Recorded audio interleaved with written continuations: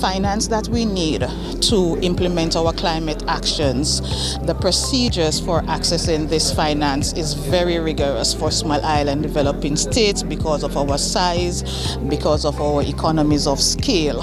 And for that reason, we are here in this room, or we have been here in this room for the past 3 days, putting minds together to ensure that the level of collaboration that is needed, not just with the government, but with our development partners, with the private sector, and even academia as well.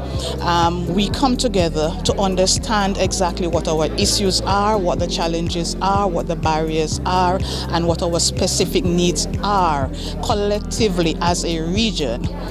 We also need to see the flow of the resources that we need to make this happen, because you keep hearing people say that, oh, there's a lot of climate finance out there, but getting it is difficult.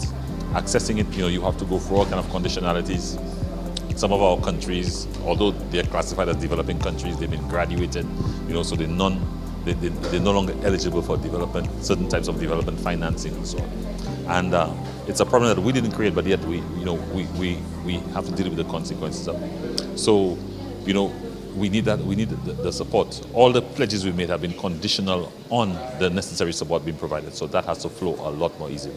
We are small, but together, as a collective body, we have greater bargaining power, so that when we go to the negotiation circles, we can say for sure what we need as a region to implement our climate action. So, for example, the financing, the rigorous processes that we go through. If we know exactly what actions we want to take, and you can have collective projects that we can implement at the regional scale. The banks and so on, some of them are only now coming to grips with the whole issue of climate finance.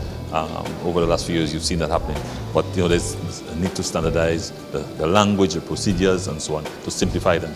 Because some people will tell you they can get money from a bank, but they have to go for a lot of hoops to get it. So all of that has to be addressed.